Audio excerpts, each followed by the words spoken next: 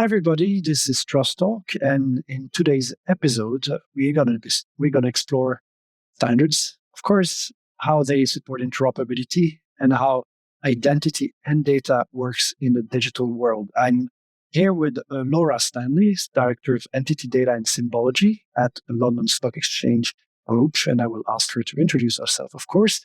But with Laura and first roles she has, we will discuss how LEI, vLEI, and other symbology frameworks are reshaping data management across markets and geographies.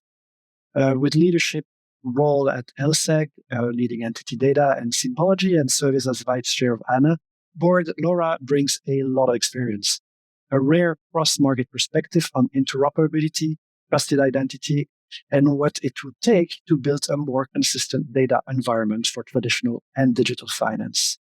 So we will discuss different topics, but it's a discussion that is very timely following LSEG's win at the last year GLEIF Global vLEI Hackathon, which highlighted the role of trusted organizational identity in automated compliance, real-time auditability, and digital transactions. So, Laura, thank you for being with us. Can you introduce yourself and present yourself to our audience, and maybe share why you, like me, a standards geek? Absolutely. Thanks a lot, Alex. So, I've been at the at LSEG now for 19 years almost, which is a really long time. And it's predominantly on the symbology standard side of things. So looking after SEDOL, ISIN, I'm looking at the LEI standards as well as others as well. And then more recently, I've taken on a role within Entity Data. And then for the last 5 years, I've separately been on the board of ANA, the Association of National Numbering Agencies, and more recently acting as vice chair, and then on the board of the Derivative Service Bureau, the DFB, and feeding into standards. Standards have really underpinned my whole career, even pre-LSEG times. I've looked at it from like an operational level, it's everything I do. And I suppose from a data geek standpoint, it's quite vital the role standards play. Absolutely. So, why do you think standardized identifiers, specifically like the LEI, are so critical for today's data-driven ecosystems? I think they really underpin the financial ecosystem. So they form really the backbone of market infrastructure. They do support a wide range of use cases. So obviously the ones that we all know are regulatory reporting, but obviously market transparency and oversight, data management and interoperability are really key, and like KYC processes, to name a few. Regulation has been a major driver in adoption when it comes to identifier standards. So like ISIN and LEI have been key. Frameworks such as MiFID, EMIR, the mandates of the use of specific identifiers for regulatory reporting. But then we've seen an increase in the use of standards outside of that, because they're really driving the need to enhance transparency, strengthen supervision, and really reduce that systematic risk. Turning it to like a data interoperability standpoint, the consistent mapping of these standardized identifiers is really essential, because obviously outside of the regulatory reporting side, you've got the data flow and the ability for that data to flow seamlessly across systems, across those downstream systems throughout jurisdictions, is really vital. So that's where ISIN, CFI, LEI, FISIN, they may seem like small components because they're just identifiers, but they're really critical in enabling that automation, reducing operational risk. And I really think without standards, markets can become fragmented and inefficient. But with them, we're creating a common language, and it's allowing investors, issuers, regulators, and infrastructure providers to operate with clarity and consistency and confidence, especially when talking like across borders as well. That's not to say that gaps don't remain. There are still gaps out there, and that's why we're still needed in this space. But And I think the access to data is becoming more important than ever. It's growing at an unprecedented rate. So we need to ensure quality, consistency, and availability of that data to really realize the value of standardization. Excellent. So market transparency, but also very essentially for the market's operational efficiency is really to summarize your first statements. I would say that I agree, obviously, because I'm also very much involved in standards, as you know, for many, many years. So you've talked also about interoperability, and we know that it remains a major challenge across markets. So can you deep dive a little bit more specifically on how LSEG and others actually help to ensure that identifiers, such as the LEI and ISIN, for example, interconnects more seamlessly across systems and jurisdictions? What is the day-to-day work, I would say, of Anna and LSEG, for example, in doing so?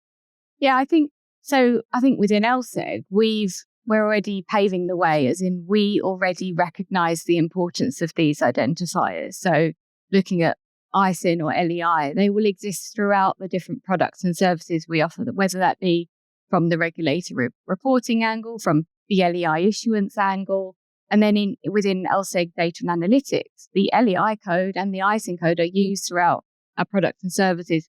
If you're looking at the risk intelligence angle from a world check perspective, so there will be a common theme that these identifiers will just exist throughout the different products and services that we offer.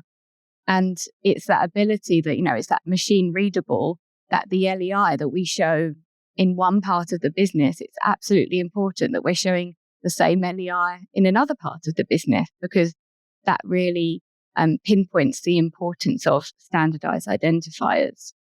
So having support in your own products about those identifiers is key here. So where do you still see the biggest gaps between having standards in place, the nice standards we're working on at ISO level that we implement at GLEIF, at LSEG, and having them implemented consistently in practice? Where I see some gaps today, so it's not necessarily that I think on the post-trade regulatory reporting side, I think everyone is aware of the importance of standards. I think it depends on the use case. And I think that's often the challenge because the use case then comes back to the coverage. So, for example, an area that we are looking at is like the loan space. We know at the moment that there are some gaps there in terms of identification of instruments. And it's really about, is the ISO 6166, that the standard, does it cover loans in the right way? And if it doesn't, what can we do and what changes can we make to ensure it is fit for purpose? Because there is an instrument identifier standard out there today, and that's the ISIN, but we need to ensure it covers all of those evolving use cases, as well as obviously digital assets as well. Excellent. So we're talking about new industries interested potentially in using standards or new use cases, and you touch upon also new technologies. So what emerging technologies or actually market trends do you see driving the next evolution of standards and interoperability? Digital assets is a big one, and we're seeing that across the board, and we're doing a lot internally. Obviously, I'm sure we'll talk about later the digital market infrastructure, the hackathon, the LSEG one, but then we've also got private market. LSEG is investing a lot in the private markets, private company space, and it works at multiple levels, and there's different needs for standardized identifiers in that space. And it's quite a new space that we're evolving into in terms of access to that data. So we're looking at it from different viewpoints. But then if we're looking at it from a standards perspective, again, is the standard fit for purpose today? And what can we do as market participants? What can we do as reporting to our NCAs, our national competent authorities, to update the standard and feed into that standard to ensure it's fit for purpose? If I think of like global data standards at the moment, I think at the current level of granularity that they sit at, I think they're inherently complementary. So LEI, ISIN, UPI, they're very complementary towards each other. as markets evolve, it's really essential that the standards continue to develop along with the market. And, the digital token identifier was a perfect example of that, and the correlation with the DTI and the ISIN, because I don't think we've just got a new decentralized finance. This is it now. I think there's going to be an evolution, and there are standards that are fit for purpose today, but we have to bring them with us. So it's really critical that stakeholders actively engage with the national standards bodies during the review process to feed into that and ensure practical requirements and emerging use cases are reflected, especially in the digital assets field or even in the private companies field as well, private market. Yeah, and I think it's equally important for registration authorities or entities like GLEIF, for example, and to keep abreast of all those changes as well, and go to the market to evangelize about existing standards and promote them, as well, as we said, collect feedback on how to make them better. I fully agree with you, and I meet your colleagues on regular basis, Stefan and others at those events. Talking about you a little bit on your role as vice chair of the ANA board. So, which initiatives are you most passionate about currently advancing data quality and interoperability? And then which one are you, if you could, fast track one of them or one thing, what would it be and why? So I think, firstly, I would say I'm really proud that ISIN is still fit for purpose 40 years on. And that's not just because it's maintained the status quo. It's a standard that's really evolved with the market needs. And that's really important. So ANA, acting as the RA, has really listened to the market. And that's why all of the all market participants feed into their national competent authorities to then make updates to the ISO standard, because that's really at the center of its evolution. So the roots remain the same of what the ISIN is, that the systematic review is really essential because we can then obtain feedback and we can evolve. I think within ANA, we know, and I'll put my ANA hat on, a few hats, but we know that standards play a bigger role in capital markets, and really at the heart of ANA are its members, the national numbering agencies. They really act as that central point of knowledge in their jurisdictions, and they act to support and assist within their local communities and elevate challenges to an international level. And I think it's really important that remains, but we also have to evolve and listen to the broader market needs that are out there. And they might be different per jurisdiction. So that's a challenge that ANA needs to solve for, because we need to keep moving forward and we need to have that scalability to move forward. But at the same time, there are pockets and jurisdictions that still have to follow local market practices, as an example. And I think it's all about finding that balance as we move forward. And as we continue to evolve, I think that there's evidence of the work already that's taken place. Just for example, on the DSB side, the Derivative Service Bureau, with the OTC ISIN and the UPI, that's a great example of where the DSB are listening to the market needs and making changes as needed. And then we've got the DTI link with the ISIN as well. We've got the LEI link with the ISIN. They're all really key to moving forward. But also, that interoperability is really key as well. Absolutely. So deep diving a little bit on digital asset again and emerging data needs. So LSEG recently won GLEIF's Global vLEI Hackathon in the digital asset and financial infrastructure category. What did that project demonstrate about where trusted organizational identity can add the most value in financial market infrastructures? So I think, firstly, I wasn't close to the project myself, so I can't claim to be an expert of it. So just from externally looking in, I think it was a really great collaborative effort because it showcased two different teams. It showcased the LEI team doing a fantastic work at the issuance of LEIs and everything they do, and then the DMI, the digital markets infrastructure. And it really showed collaboration and partnership that used existing standards within the digital infrastructure or the digital asset ecosystem. So one of the takeaways for me was that it wasn't about adding steps.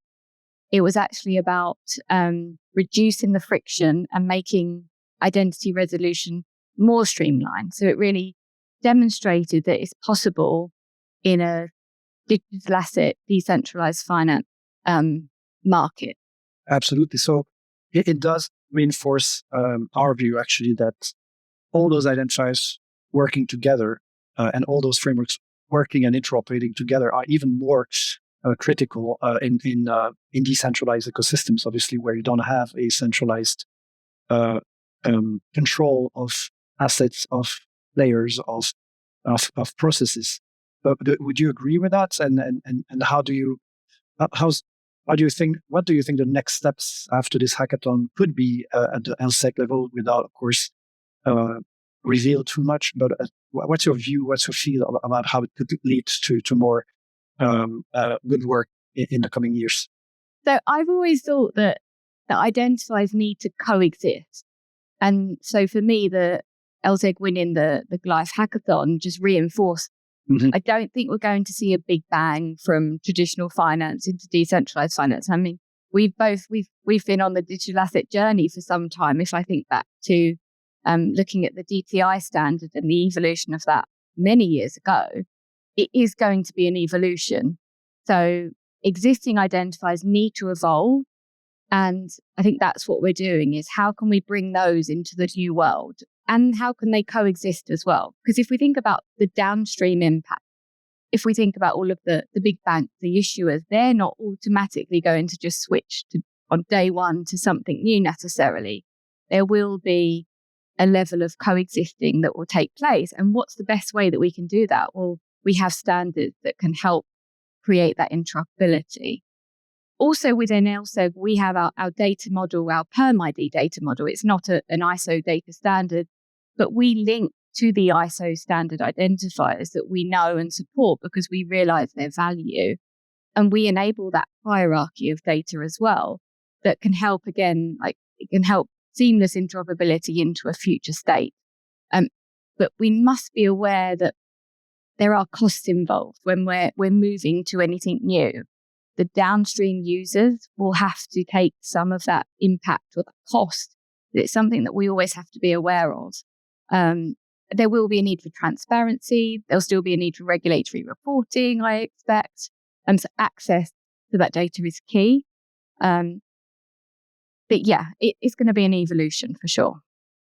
Digital asset will make things work differently. So you're advocating for extending the existing identifiers we already have, obviously, to support that. But do you think there will be new ones that will be needed, or just evolution of existing ones? Well, DTI is the example of new ones being created in that respect. But do you think there will be new ones needed, or and who decides that actually?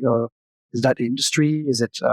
Are they regulators, or what's your view on that? Yeah, I think that's a good question. I think it's up to the industry ultimately to decide. I personally don't think we need more identifiers. I think we've got enough identifiers. I think the key will really be to evolve them and adapt them. I think they're all fit for purpose, but we don't need any more. We need to keep evolving the standards to ensure they're relevant for the future. If we talk about the crypto market or digital assets even, like we've been issuing SEDOLs for digital assets since 2020, PermIDs for crypto and digital, like ISIN for tokenized instruments. So it's already there in terms of what we're doing, whether that be from like a proprietary identifier standpoint or, an ISO standard. So it's really about always listening to the market, listening to their needs, not necessarily bringing out a new identifier, because and the connection of that is really key, because if there are any changes, the traditional ecosystem and the decentralized finance world, there will need to be some harmonization. And yeah, that's where standardized identifiers will be important throughout that. But I don't necessarily think there's a need for any new ones. I 100% agree with you. Reinventing the wheel is sometimes problematic. And that's often the challenge of new technology. They think that the old world doesn't work for them, so let's create new things. But I think we've been lucky, or at least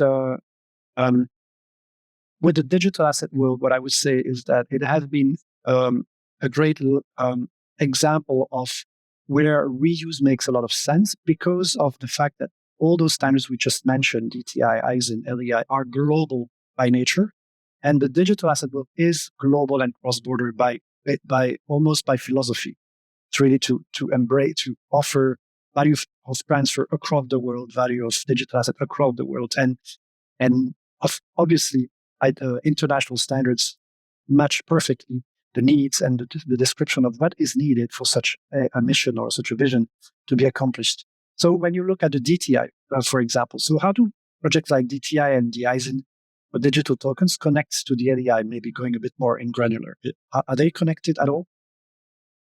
Well, I think they do connect. Even if I look at this from an LSEG DNA standpoint, we have connections there with the ISIN and the LEI, but the DTI would be complementary to that because it's at a different level of granularity because it goes to that more. And I'm not as close to it at the moment, but it was going to that functionally fungible layer of granularity. But I think of it like a pyramid where you go up the layers. So your entity is at the top, and then you have the ISIN. Or if you're talking about OTC derivatives, you have the UPI and then the ISIN. And then the DTI is that lower layer that is required for like on the blockchain, smart contracts, etc. But I really think there's harmonization between all of them. And that's really key. I mean, and we're looking at that internally as to how we perhaps look at the DTI more. The challenge, as I said, there's a cost associated with any changes. There's a cost of downstream users in having a new identifier, a new field that we need to be aware of. So that's something that we need to listen to the clients and really understand their use cases and their needs so that we can evolve. And like we are working with that now on the LEI to ISIN mapping, because ISIN obviously are instrument issued by legal entities, i.e. have to be identified by the legal entities identifiers. We have the same conversations and dialogue with the DTIF, the Digital Token Identifier Foundation, because also tokens are issued the same way that ISIN are by legal entities, and we want to tie the two to bring as much transparency, but also operational efficiency to the market. So as the digital and digital asset increasingly coexist, so honest data standards evolve not just to maintain transparency, but to enable trusted automation across both of the environments. We covered that a little bit, but do you see identifier like I do, a standard identifier like I do, as the first level of interoperability, really, between traditional way of doing things and new way of doing things? Or do you see it differently? I think standards, because I'll put my day job hat on as well, because I come at it from like an entity data standpoint. Entity data underpins everything. You can't do anything if you haven't got the legal entity data to start with. And then what you need alongside that legal entity data is an identifier. So the two married together really create those connections, whether that's managing risk, meeting regulatory obligations, assessing supply chain, counterparty risk. There's all different use cases, but the two go hand in hand in supporting. So I think they're really central to everything. But yeah, standards absolutely. But then alongside that is the core legal entity reference data, which really underpins it. And then connect. Yeah, and whatever the technology, actually, you need that. So, which is quite it's the legal foundation of everything, really, from commerce, business to finance. So absolutely, we're getting slowly but surely to the end of our segment. So I'm going to ask you the usual question we ask all our guests: is what's the one thing you want listeners to remember about power of data standards, interoperability, and trusted identity? So what's the one thing you want people to remember from our discussions today? I think so. At LSEG, we already utilize standards throughout our products and services, as I've touched on, and it's not solely to meet regulatory requirements. It extends beyond regulation. Standards play a fundamental role in how we design solutions, manage data, and deliver value to our clients. So I often say that it's more than just a code. It's more than just an identifier. The real value lies in rich value-added data that is behind the identifier, and that identifier can be used in decentralized finance ecosystem and the traditional ecosystem as well, and that gives it context and meaning.